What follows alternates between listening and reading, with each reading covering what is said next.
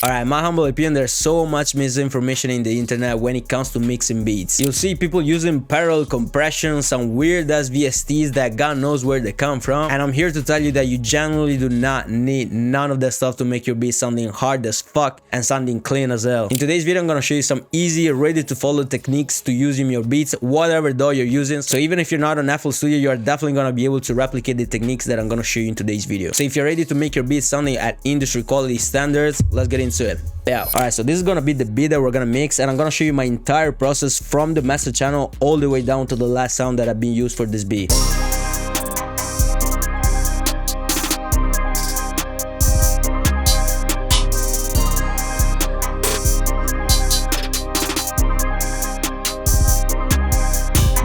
So as you can tell, the mixing of this beat sounds trash, bro. And unfortunately, a lot of times beats that get sent to me to listen to have this kind of quality, which is literally not acceptable. But of course, for the sake of this video, I left the beat completely unmixed on purpose because I really wanted to show you how you can mix beats without using any weird compression, VST. Bro, we don't do none of that stuff, man. It's very simple. So before actually getting into the real mixing, there's one disclaimer that I have to mention, which is if your sounds sound trash, meaning if your 808s, your claps, basically all of the drums that you use don't sound good, they don't sound clean from the beginning, your mix will sound always trash no matter what you put on the mixer channel. So that's the reason why you always want to focus on sound selection. Sound selection makes or breaks the entire mixing of the beat, and I'm here to tell you that it makes 85% of the quality of the beat without even putting any VST on the mixer channels. And that's the reason why I exclusively use my own sounds. So I've basically released Supreme VIP Trap Collection strictly to make beats that already sound good without you having to waste time in mixing all of those kind of things. So in case you want to have these high quality sounds, check the first link down below in the description. And bear in mind that all of these sounds that I'm going to be using for this tutorial and also all the previous ones from my channel are coming from the pack, so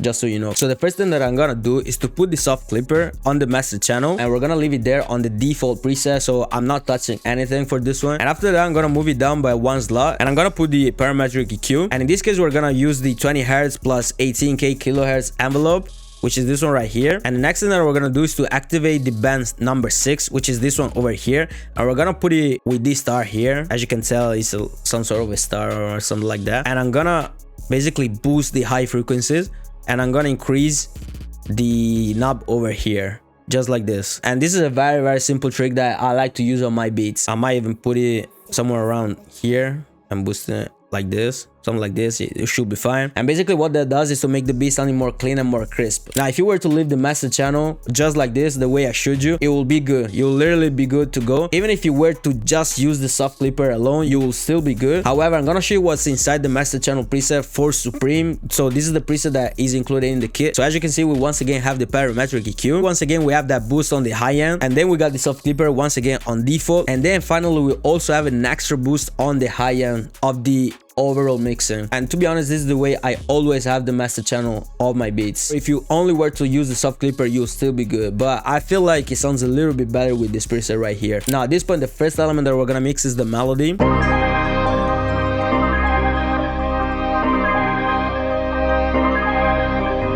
Which, as you can see, it's a very dark melody, and the first step that I always follow is to use the parametric EQ on the melody. And what I'm gonna do is to put this envelope right here and cut out the low end just like this, and I like to put it at around 240, between 240 and 260 hertz. I think here it's fine. Basically, the goal here is to just remove the low end of the melody. You don't want to cut out the necessary frequencies that are the proper body of the melody. So what I'm gonna do now is to reduce the volume slightly. I like to have it around these decibels right here. Yeah, somewhere around there. Now, what I'm gonna do is to use a compressor, just because I don't want the melody to have too many peaks and lows and all this kind of things. So I really like my melodies to have some sort of a range from which they cannot go above or even below. So my favorite compressor is this one right here from Fab Filter, just because I can also have a visual representation of what's going on in the levels of the melody. So I'm gonna start by setting the threshold.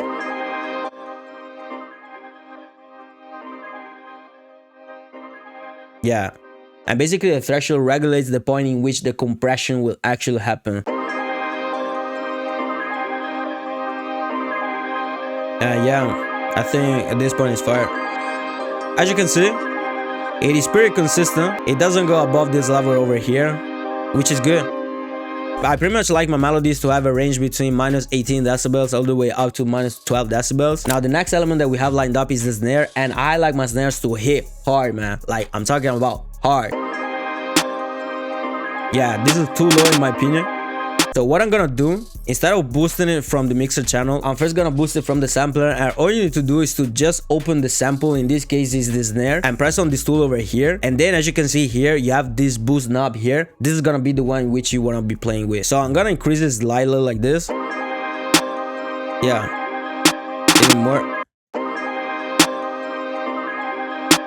And then once I've slightly increased it from here, I would like to increase it from the mixer channel directly. Yeah, I think this one's gonna be fun. Yeah,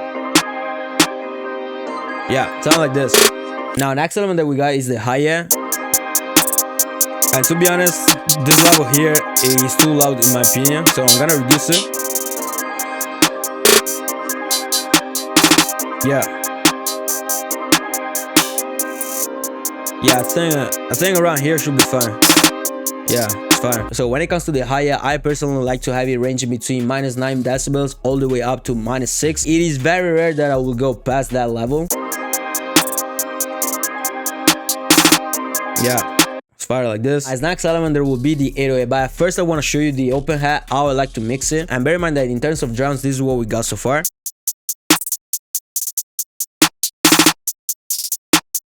And now we're also gonna have the open hat. I think I can also boost it a little bit. Yeah, also the open hat is a sound that I often like to have pretty loud. Yeah, like this is fine. So as you can see, up until so far, all Gucci. And now we're gonna put the 808. This shit is lacking, bro. Nah, man, it ain't it. Now we're gonna sort the 808, and I'm telling you, I don't use any kind of VST for my 808s, bro. So the first thing that I'm gonna do for the 808 is to boost it a little bit, as you can see, the same way I did it for the snare. And another thing that I often like to do with the 808, of course depending on the beat and the 808s, is to give a little bit of tail by increasing the out knob. And let's see how it sounds now. Alright, it's a bit too loud, so we're gonna reduce it.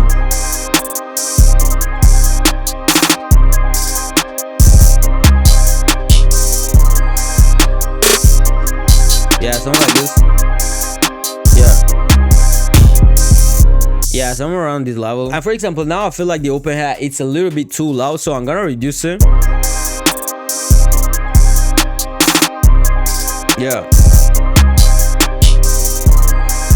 Simple as. Yeah, it's cold, bruh. Alright, remember what I told you about the tail? I want to try putting the 808 without any tail, so I'm just gonna keep it the way it was before. So I'm gonna remove all of these knob thing that I've done previously. Yeah, it sounds harder. Damn. Yeah. Alright, pretty much I like my 808s to slap at around 3 decibels. As you can see. Yeah.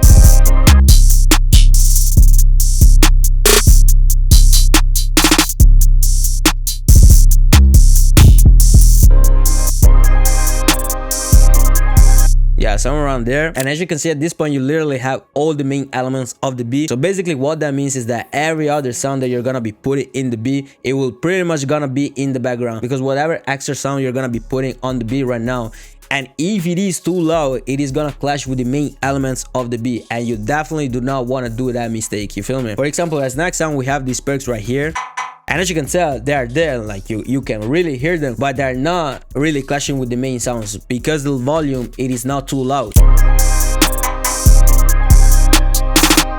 Yeah.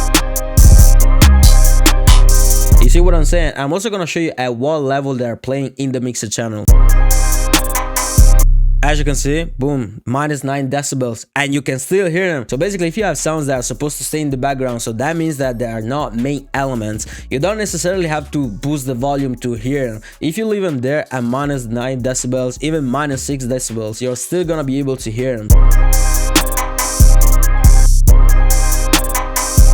And to be honest, with this perk here, I don't even think I'm gonna touch it because minus 9 decibels is perfect over there. So in case you haven't noticed yet, the real secret of making high quality beats is to have high quality sounds and leveling down the sounds according to the right place in which you want to have them playing. So if they're a main element, you want to have them heard in a certain way. If they are in the background, you want to have them playing in another certain way. So that means that the volume might be a little bit lower. Basically, the purpose of this whole thing was to demonstrate you that you don't need all of those weird VSTs to make beats sounding hard and all those kind of things, bro. However, of course, there are VSTs that actually make your beat sounding crazy or what, but do you actually need that? I don't know, man. Anyways, as next time, we have this bell here in the background, which is playing pretty loudly because I really wanted it to be heard. As you can see, it really is cutting through the mix, so yeah, this one's pretty loud. But let's see how it sounds with the other sounds. It sounds good though. You see, it actually makes sense.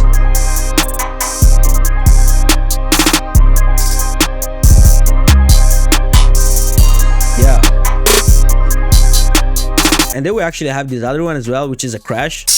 And this one is very loud, man. This is very loud. I'm gonna reduce it for sure. Bro, definitely too loud. As you can see, he's hitting 3 decibels. He's definitely too loud, so we're gonna reduce it. Yeah, even more. Yeah, minus 6 decibels, as you can tell. Yeah, fire. It is cold, bro. Now, there's also these other 2 counter snares that I have in the background of the beat. But this one here, normally I like it to be pretty loud because, you know, it's pretty much a snare. And then there's also another one over here. And let's see if it actually feels like this in the mixer. Yeah. Okay. I actually like them, to be honest, especially this one here. So I might even keep it like this. And as you could notice, it was already hitting the minus 6 decibels. And that's probably the reason why I feel like it doesn't need to be moved anywhere from where it already is. Yeah. Alright, let's look for the other counter snare.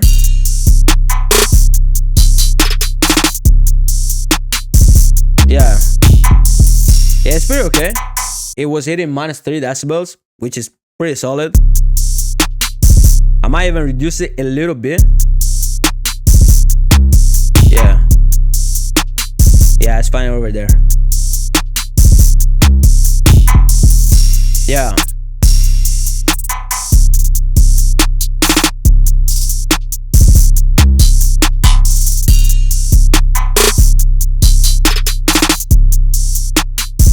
Yeah.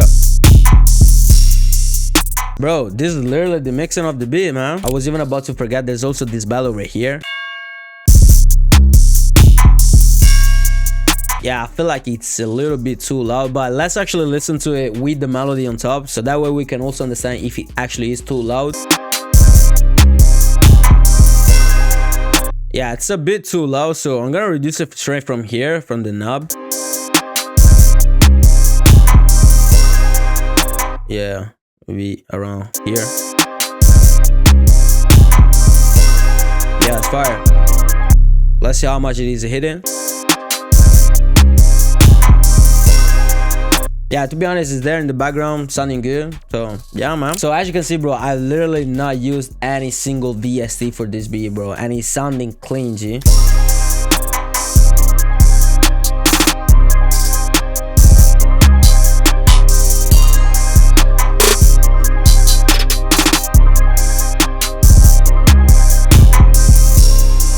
It's fire, man. As you can tell by yourself, mixing beats is very simple, man. As long as you have the right sounds and you know how to level down the sounds, bro, you're always gonna be good to go. Alright, bro, I genuinely hope you've learned something out of this tutorial, and as you could tell, you definitely do not need crazy VSTs to make your beat sounding clean, bro. Once again, bro, please, man. Anyways, if you want to get my same exact drums, the ones that I've used for this video and also the ones that I used for the previous ones, link down below in the description for Supreme. Make sure you choose subscribe to the channel and follow me on Instagram at Stepuz. I'm gonna let you listen to the full thing, and I'm gonna see you on the next time. Yeah.